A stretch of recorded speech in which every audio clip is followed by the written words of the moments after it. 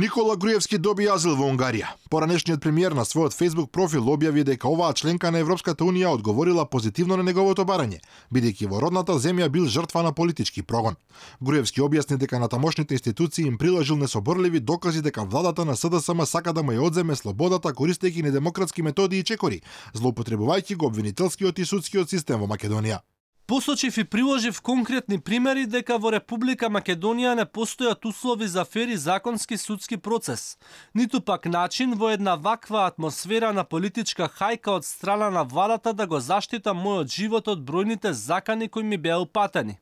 Во Македонија се соочив со судии кои за секое мое или на мојата одбрана барање чекаат инструкции како да одлучат од владата или од специјалниот јавен обвинител, од кого и самите судии се плашат и кого го гледаат како представник на актуелната влада.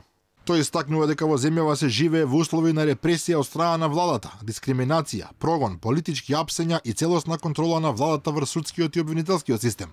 И како што појаснува, вадење и ставање во притвор или затвор според политичките прилики и потреби. Јас одлучив да се спротивставам на сето ова и со мојот чекор да го издигнам ова прашање на повисоко ниво.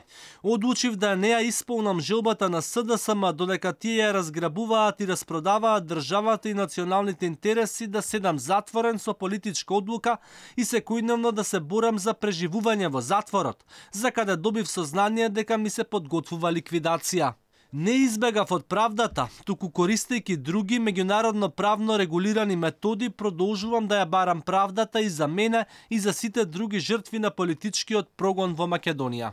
Груевски го обвини премиерот Заев дека истовремено сака да ја реализира распродажбата на националните интереси, да го реализира разграбувањето на државата, да осуди стотици опозиционери и лично него да го затвори и ликвидира. Во меѓувреме и унгарските медиуми објавија дека Канцеларијата за имиграција и азил утврдила дека се исполнети законските услови за доделување на азил. Од самата канцеларија ниту потврдуваат, ниту демантираат, бидејќи според тамошните закони, таква информација можат да му дадат само на засегнатото лице, во случајот Груевски, и на Комесаријатот за бегалци на Обединетите нации. Предходно шефот на кабинетот на премиерот Орбан Гергели Гулаш изјави дека Македонија има лошо правосудство и очени услови во затворите и дека за ситуацијата во македонското правосудство говорат извештаите на Европската комисија и Советот на Европа, кои редовно даваат лоши оценки.